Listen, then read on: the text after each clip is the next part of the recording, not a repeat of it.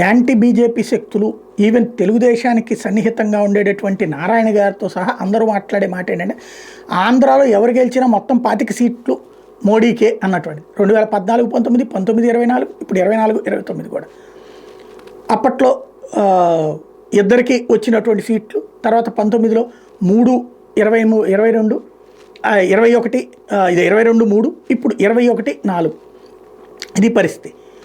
ఇప్పుడు ఇదంతా ఎందుకు చెప్పాల్సి వస్తుందంటే కేంద్రంతో తగవ పెట్టుకోవడానికి జగన్ సిద్ధంగా లేడు, మోడీతో దూరం అవ్వడానికి సిద్ధంగా లేడు, ఐఎన్డీఏ కూటమి దగ్గర అవ్వడానికి సిద్ధంగా లేడు. నేను ఎన్నోసార్లు చెప్పా, మోడీ జగన్ని నాశనం కావాలని కోరుకోడు. దానికి ప్రధానమైనటువంటి కారణం తెలుగుదేశాన్ని పూర్తిగా నమ్మలేకపోవడం. ఎందుకంటే అనేక సార్లు తెలుగుదేశం ఫైనల్లో ఒక స్టేజ్కి రాగానే ముందు తను ఎదగడానికి బీజేపీని వేదిక చేసుకుంటుంది, ఆ తర్వాత తొక్కి పడేస్తుంది. అది 2004 తర్వాత తెలిసింది, అలాగే 2019, 18 తర్వాత తెలిసింది. ఈ 2 సార్లు కూడా బాధితురాలు భారతీయ జనతా పార్టీ. బీజేపీ ఎదుగుదలను తొక్కేస్తూ తెలుగుదేశం పార్టీ తను దెబ్బతిన్నటువంటి సందర్భం. బీజేపీతో కలిసినప్పుడే తెలుగుదేశం 2 సార్లు కూడా గెలిచినటువంటి సందర్భం.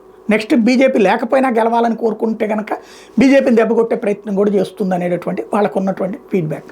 కాబట్టి వాళ్ళు జగన్ ఏమి శాంత నాశనం అయిపోవాలని కోరుకోరు. జగన్ మీద కేసుల్ని వాళ్ళు ఏమి ఇన్వాల్వ్ గారు, కోర్టు దానిపైన చేసుకోవాలని కోరుకుంటారు. చంద్రబాబుని నాశనం చేయాలి జగన్ అని వాళ్ళు కోరుకోరు. దానికి సాక్ష్యం చంద్రబాబు మీద జగన్ కేసులు పెట్టినప్పుడు కేంద్రం జోక్యం చేసుకోవాలి. జగన్ ఆధారాలు కూడా కేంద్రానికి ఇచ్చాడు. ఈడీకి దర్యాప్తు అడిగాడు, సిబిఐ దర్యాప్తు అడిగాడు, అసెంబ్లీలో అడిగాడు, ఏకంగా మోడీకి వాళ్ళకు కూడా పంపించాడు. అయినా వాళ్ళు జోక్యం చేసుకోవాలి. ఎందుకు? జగన్కి పూర్తి స్వేచ్ఛని ఇచ్చేయాలని వాళ్ళు కోరుకోరు. కాబట్టి ఎవరిని కూడా ఇక్కడ ఎవరిని నెత్తిన పెట్టుకోరు, అట్లాగని ఎవరిని వదులుకోరు. కాంగ్రెస్కి వ్యతిరేక శక్తులు అని వీళ్ళిద్దరు నమ్ముతారు. కాంగ్రెస్కి దగ్గరైంది కాబట్టి తెలుగుదేశం దెబ్బతినాలని కోరుకున్నారు.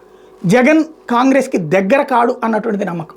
ఇప్పుడు స్టాలిన్ మీటింగ్ కనుక జగన్ అటెండ్ అయితే ఖచ్చితంగా జగన్ రూట్ మారుతుందని అప్పుడు తెలుగుదేశాన్ని భావించినట్టే ఇప్పుడు జగన్ ఆయన భావిస్తారు. అందుకే తను అటెండ్ కాకుండా అదే సందర్భంలో నన్ను ఒకవేళ చంద్రబాబు ఇబ్బంది పెడుతుంటే మీ ద్వారా మీరు ఇన్వాల్వ్ కాబాకండి, ఏది ఇప్పుడు సిబిఐ ఈడీలని జగన్ అడిగినా కూడా కేంద్రం ఇన్వాల్వ్ కాదు.